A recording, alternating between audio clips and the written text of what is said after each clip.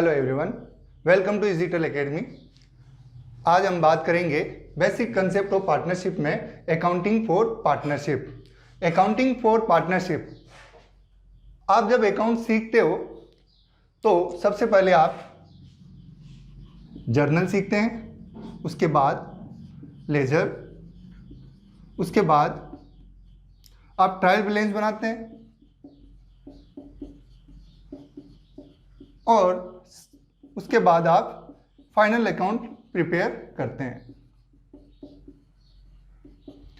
ये जो आप फाइनल अकाउंट प्रिपेयर करते हैं, ये आप एक सोल प्रोप्राइटर के प्रिपेयर करते हैं। सोल प्रोप्राइटर, जब आप फाइनल अकाउंट बनाते हैं तो उसमें दो अकाउंट बनाए जाते हैं। फर्स्ट ट्रेडिंग और उसके बाद प्रॉफिट एंड लॉस अकाउंट। उसके बाद में ट्रेडर अपनी एक बैलेंस शीट बनाता है।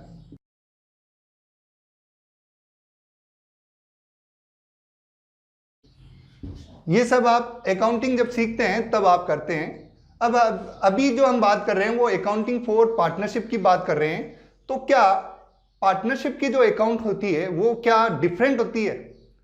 सोल प्रोप्राइटर की जो अकाउंटिंग होती है उससे डिफरेंट होती है?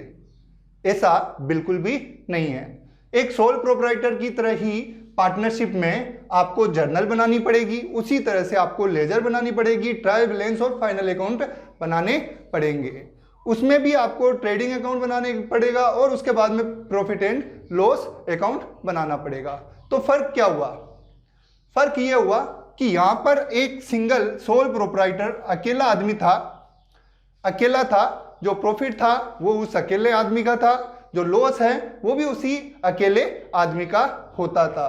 यहां पर क्या हो गया, अब पार्टनरशिप में कम से कम 2 मेंबर होते हैं, ज्यादा भी हो सकते हैं। तो जो प्रॉफिट या लॉस हम बनाते हैं, उससे जो प्रॉफिट या लॉस आता है उसको हमें फिर आगे फर्दर बांटने की जरूरत पड़ जाती है।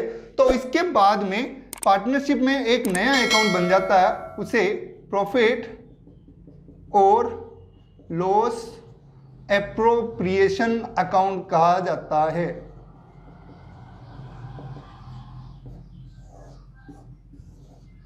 Profit and loss appropriation account sole proprietor में जहां एक सिंगल कैपिटल अकाउंट मेंटेन किया जाता है, क्योंकि कैपिटल अकेले का होता है। यहां पार्टनरशिप में यही चीज, कैपिटल तो होगा लेकिन वो सिंगल नहीं होगा। जितने पार्टनर हैं उनके पर्सनल पार्टनर्स कैपिटल अकाउंट बनते हैं। पार्टनर्स कैपिटल अकाउंट यहां पर बनाने होंगे पर्सनल। आपको एक एक जितने भी मेंबर्स हैं, जितने भी पार्टनरशिप में पार्टनर हैं, उन सब के पार्टनर्स कैपिटल अकाउंट यहां पर बनाने पड़ते हैं। तो अब हम बात करते हैं कि क्या जर्नल, लेजर ये सब कुछ चेंज होते हैं क्या पार्टनरशिप में? ऐसा बिल्कुल नहीं है। जो परचेज की जनरल है वो परचेज की जनरल उसी तरह से की जाएगी जिस तरह से आप सोल प्रोप्राइटर में करते हैं। सेल की भी उसी तरह से एंट्री होती है। इसके अलावा जो भी एंट्रियां हैं वो सारी की सारी एक सोल प्रोप्राइटर जो एंट्रियां करता है उसी तरह से की जाती है। तो हम बात करते हैं कि क्या डिफरेंस है। तो यहां पर सिर्फ आपको एक नया अकाउंट बनाना होता है, प्रॉफिट और लॉस एप्रोप्रिएशन अकाउंट। उसके अलावा पार्टनर्स के अलग अलग सेपरेट कैपिटल अकाउंट मेंटेन करने होते हैं। तो इनमें कौन कौन सी ट्रांजैक्शन आएगी, क्या क्या इसमें एंट्रियां होती है अलग से जो सोल प्रोप्राइटर से बिल्कुल अलग होती है, वो चीज हम आज डिस्कस करने वाले हैं। चलिए बात करते हैं जर्नल एंट्रीज फॉर पार्टनरशिप।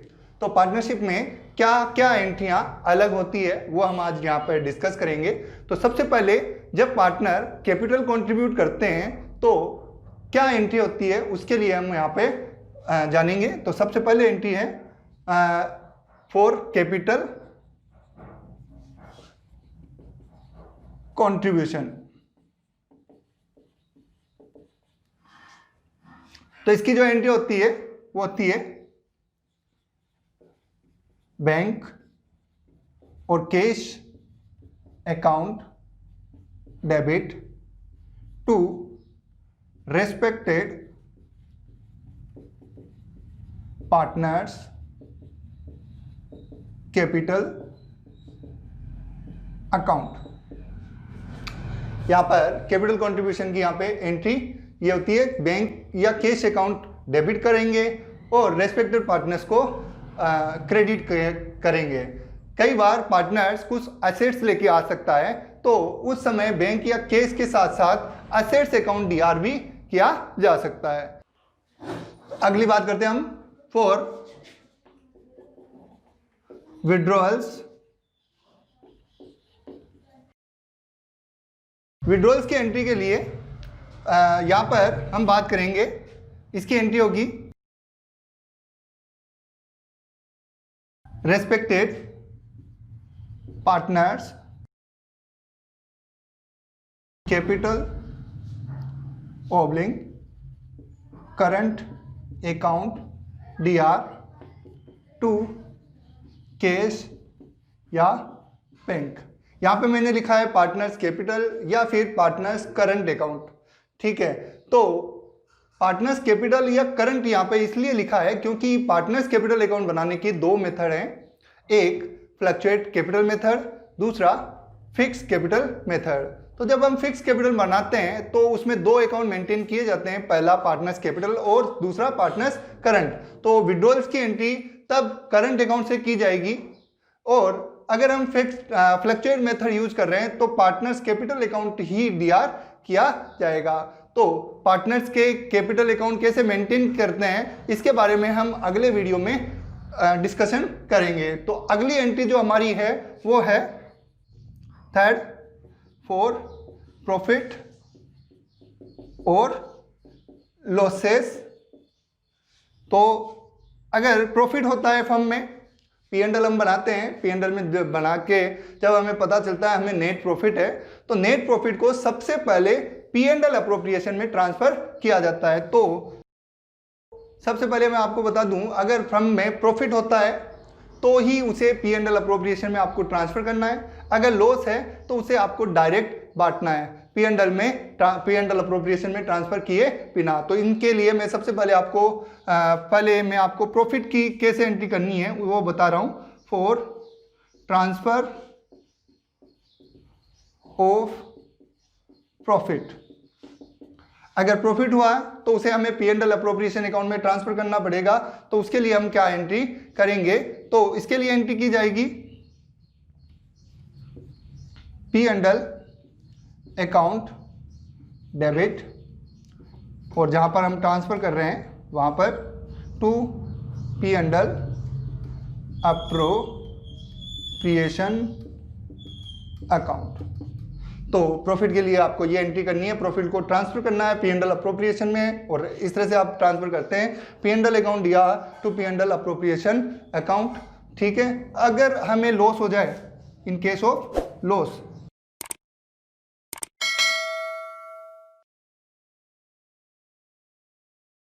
तो आपको डायरेक्ट उसे पार्टनर्स में बांटना है। तो इसके लिए बांटने की ये एंट्री होती है पार्टनर्स कैपिटल या current account DR to P and L. तो इस तरह से आप लॉस होता है तो उसे डायरेक्टली बांट देंगे, लॉस होता है तो आगे आपको कोई एंट्री करने की जरूरत नहीं है, ना तो आप किसी पार्टनर को सैलरी दे पाएंगे, ना किसी को एक्स्ट्रा रेम्युनरेशन दे पाएंगे, ना किसी को इंटरेस्ट ऑन कैपिटल दे पाएंगे, यानी आगे की प्रोसेस कुछ भी नहीं होगी, सीधा ट्रांसफर हो जाएगा आपके पार्टनर्स कैपिटल अकाउंट में। आगे हम बात करते हैं, अगर हमें प्रॉफिट हुआ तो उसके बाद में पी एंड एल अप्रोप्रिएशन में आगे की एंट्रियां क्या क्या हो सकती है, इंटरेस्ट के लिए क्या एंट्री हो सकती है, सैलरी के लिए क्या एंट्री हो सकती है, उसके बारे में हम यहाँ पे बताएंगे। इंटरेस्ट ऑन कैपिटल,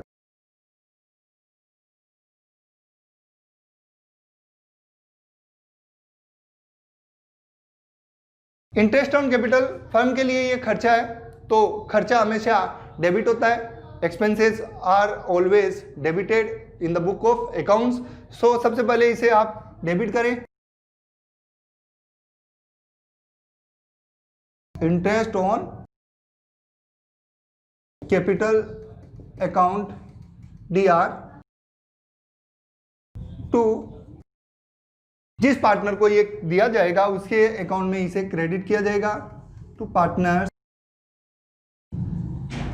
कैपिटल या करंट अकाउंट। अब ये जो इंटरेस्ट आपका खर्चा है इसे अप्रोप्रिएशन ऑफ प्रॉफिट का ये आइटम है, इसे P&L अकाउंट में ट्रांसफर ना करके हम P&L अप्रोप्रिएशन अकाउंट में ट्रांसफर करेंगे। तो second entry interest on capital को P&L अप्रोप्रिएशन में ट्रांसफर करने की हम करेंगे। तो सेकंड एंट्री ये होगी P&L appropriation account DR to interest on capital. तो चलिए आगे बात करते हैं इंटरेस्ट ऑन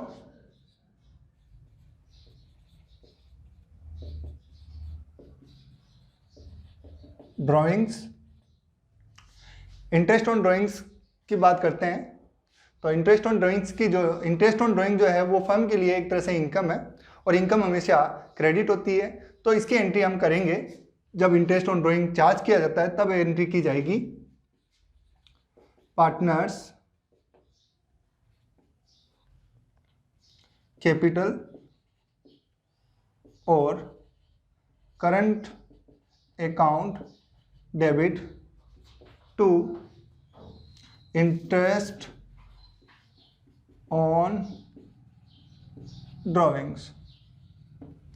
इसके बाद में इस अकाउंट को आपको बंद करना है और बंद जो किया जाएगा, जैसे कि ये आइटम अप्रोप्रिएशन ऑफ प्रॉफिट का है तो इसे P&L अप्रोप्रिएशन से ही आपको बंद करना है। तो सेकंड आपको जो एंट्री करनी है इंटरेस्ट ऑन ड्राइंग को P&L अकाउंट में ट्रांसफर करने की। तो इस अकाउंट को आपको बंद करना है तो इस अकाउंट को आप क्या करेंगे, डेबिट करेंगे interest on drawings account DR और आपको P&L अप्रोप्रिएशन अकाउंट को यहां पर क्रेडिट करना है टू P&L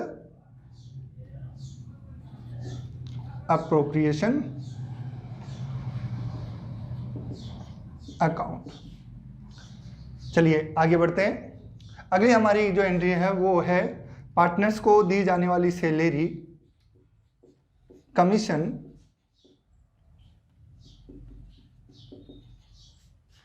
या रेमुनरेशन के लिए।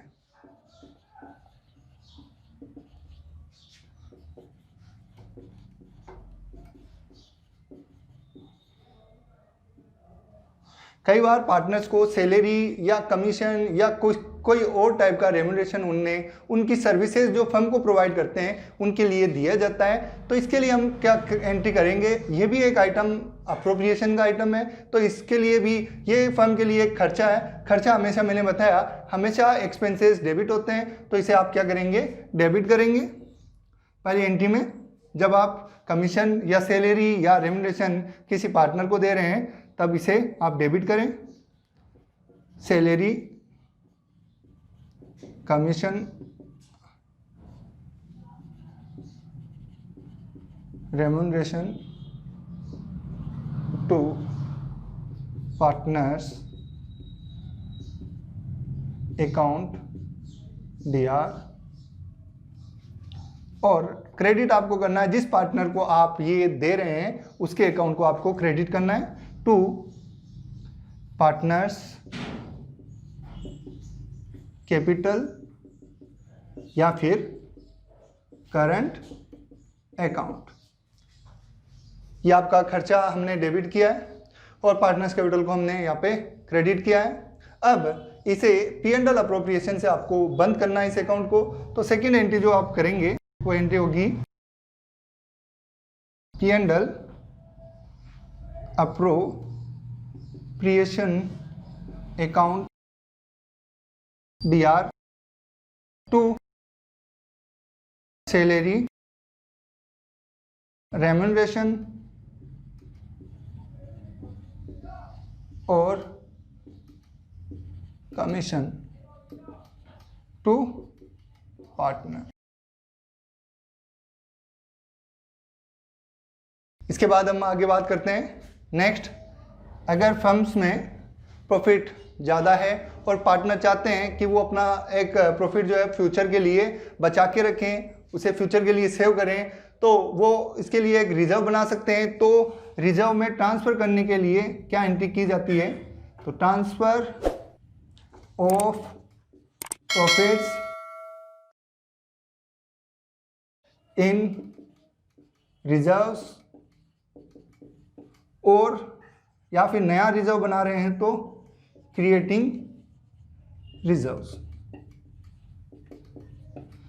जो डिस्ट्रीब्यूटेबल प्रॉफिट है उसका एक पार्ट बचा के रखना है, तो P&L एप्रोप्रिएशन अकाउंट को आपको यहाँ पे डेबिट करना है।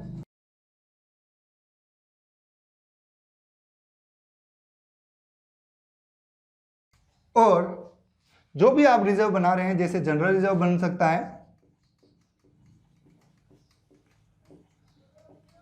या किसी स्पेसिफिक पर्पस के लिए स्पेसिफिक रिजर्व बन सकता है,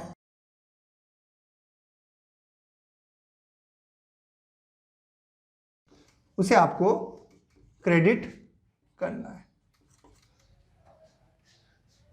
तो चलिए आगे बात करते हैं हम लास्ट में। अगर सब कुछ ये एंट्रियां करने के बाद में अगर प्रॉफिट बच जाता है, आपके और भी प्रॉफिट रहता है, तो रिमाइंडर प्रॉफिट्स को हम पार्टनर में उनके कैपिटल अकाउंट में डिस्ट्रीब्यूट कर देते हैं। तो अगली एंट्री जो होगी वो होगी transfer of distributable profits. Salary, commission, ये सब कुछ देने के बाद में जो प्रॉफिट बचता है, वो बचा हुआ प्रॉफिट हमें पार्टनर्स को उनके कैपिटल अकाउंट में ट्रांसफर करना होता है। तो इसकी एंट्री होगी P&L appropriation account DR to respected